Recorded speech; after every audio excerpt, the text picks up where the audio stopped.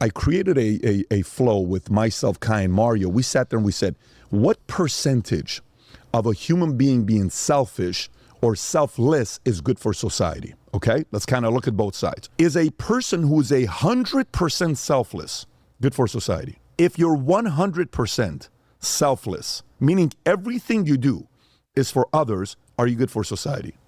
Probably what do you think? Not, no. I would tend to think more so yes. 100%? You think so?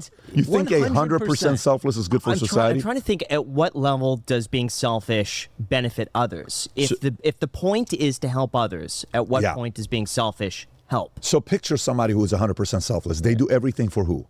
Everybody else. Right. So there's an element of conformity. There's an element of trying to please everybody. There's an element of constantly worried about what other people think.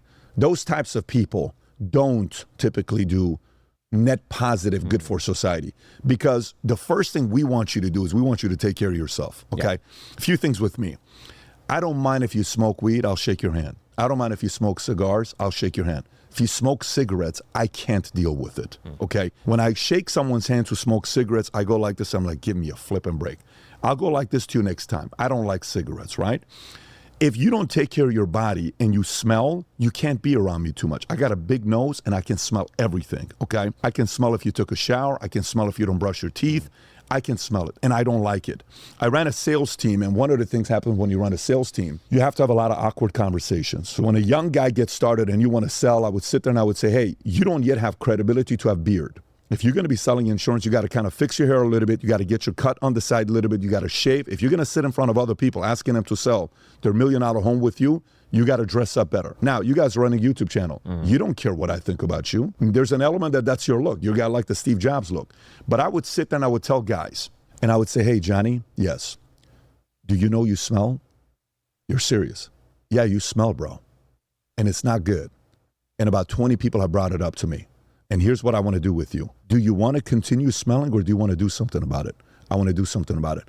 I don't know if you have a father figure in your life that's having this conversation with you, but I'm going to have it with you, and we're doing it privately behind closed doors, so you don't need to be embarrassed.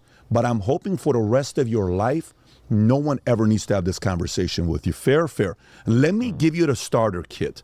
Here, what do you use when you shower at night? What soap do you use? What shampoo do you use? Tell me what razor do you use. Can you actually show it to me? Go on the website and show me what you buy. You use that kind of shampoo? Are you sure? How do you wash yourself? Do you blow dry your body afterwards? Do you blow dry down here, down here, down here, and your toes, because that's where fungus is? How do you blow dry? What do you do? Here's what I do. Okay, how do you shave? Do you shave up? Do you shave sideways? Do you shave down? What are you doing? Pat, no one's talked to me about this kind of stuff. I'm 23 years old. I totally get it. But it's my job. I'll do it the first time. But it happens second time, you got to figure something out for yourself, because sales is not going to work out.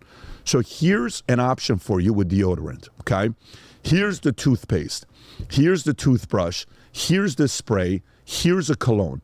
Go start working on this. This is a soap you can use. This is the Axe you can use. I would give them the starter kit, and they would come back.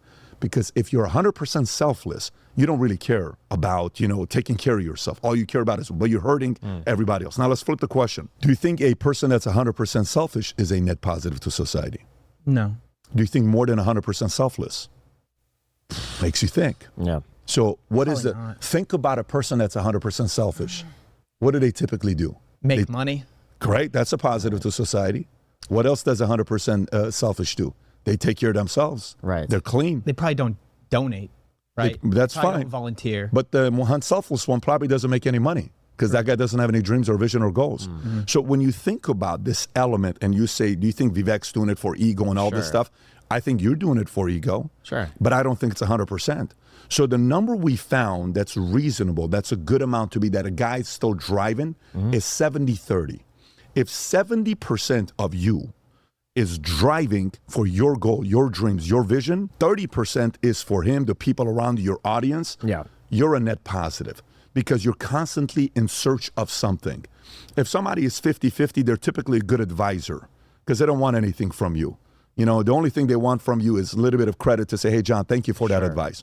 So that is an element where anybody that runs, they're typically around the 70% selfish, 30% selfless. What would you say you are? I think I'm around the 65%, 35, 70%, because for me, so my wife and I, when we have a conversation about vision, And I say to her, I said, babe, if you want somebody to be home every night at 6 o'clock to have dinner, I'm not the guy. If you want somebody to be in town every single week for the entire year, I'm not the guy for you.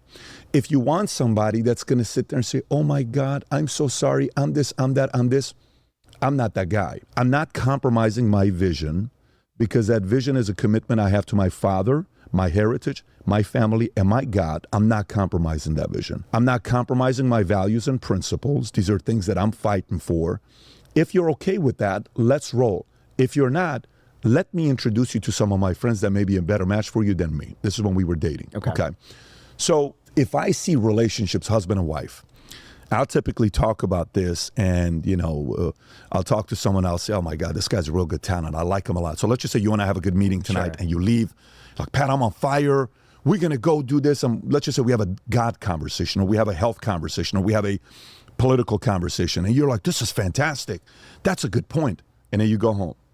And your wife says, you explain to, babe, you won't even believe what I just saw was over here. Vivek was talking and Patrick was saying this. And yeah, that's a good point. That's stupid. That doesn't make any sense. You know you're not that. You're not like them. That's not you. You don't think so, babe? No, those are just a bunch of egotistical people.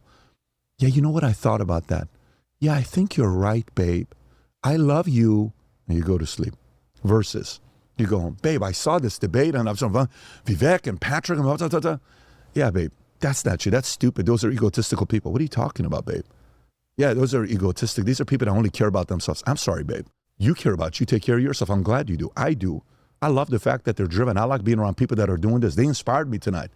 Babe, we want to live a different life. Babe, I don't know what life you want to live. This is the life I want to live. I'm hoping you're bought in. See, if you can't have that conversation, you don't have a backbone, then you're the one that's going to be bitter 5, 10, 15, 20, 30 years down the line, looking back saying, I compromised my vision for this girl, and now you're upset at her. You're blaming the wife. You're seeing your kids and you're saying, if you only know what your mom did to me, it's not the wife's fault. It's your fault. Because the way you compromise your vision that you have for what you want to do, that God put on you, if there's something you keep thinking about, that's a vision that's important to you. And if you can't have the backbone to pursue it, then it's not a last appointment issue. You're not fully committed to what you want to do. You can be fickle and people can change your mind constantly.